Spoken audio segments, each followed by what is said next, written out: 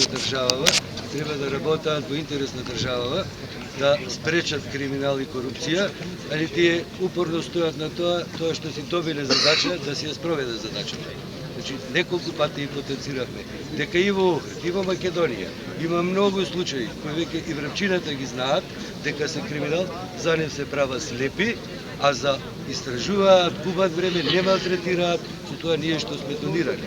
Ние оде се собравме да кажеме јавно дека ние природно даваме за партијата, пошто сме членови на партијата и ќе даваме за партијата. Тоа не е криминал, тоа е законска можност да сите членови на една партија.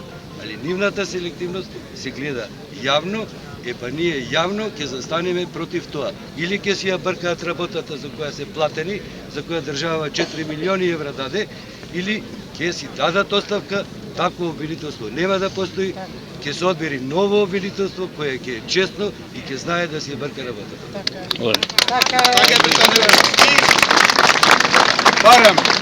Барам, пошто се дојдени во Охрид да испитуваат граѓани кои донирале собствени средства. Бараме селективното јавно обвинителство да испита како брутално е краден нашиот град од политичката болумента на СДСМ преку 30 милиони евра.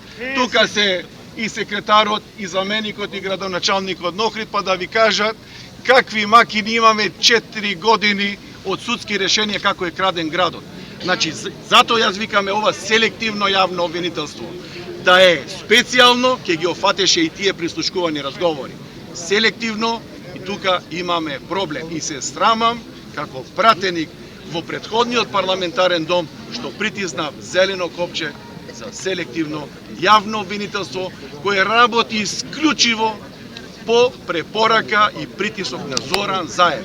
2 пати аболициран криминалец, кој претендира да ја води државата, а Вице да биде гувернер на Народна банка на Македонија.